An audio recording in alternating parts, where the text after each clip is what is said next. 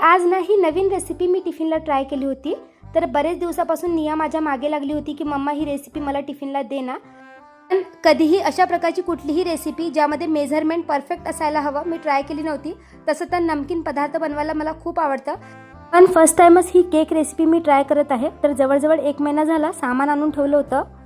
बनवायला अगदी भीती वाटत होती कुठे रेसिपी बिघडणार तर नाही।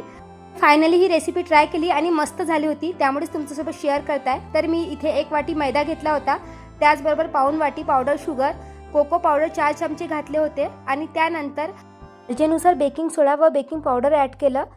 त्यानंतर मस्त असा रूम टेम्परेचरवर आपल्याला दूध घ्यायचं आहे, त्यामध्ये थोडंसं बटर ॲड केलं, व्हॅनिला इसेन्स आणि विनेगर ॲड करायचं आहे। व्यवस्थित मिक्स करून घ्यायचं आणि हळूहळू हे जे दूध आहे आपल्याला या मिक्सरमध्ये व्यवस्थित मिक्स करून घ्यायचं आहे। असं थिक बॅटर बनवायचं, कन्सिस्टन्सी तुम्ही बघू शकता।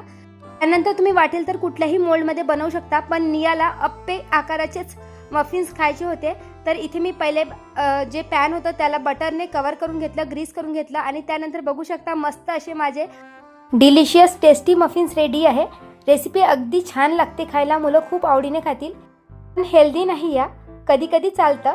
तर तुम्ही ही रेसिपी कधी ट्राय केली नसेल तर नक्की ट्राय करा। तर असा होता आजचा नियाचा टिफिन।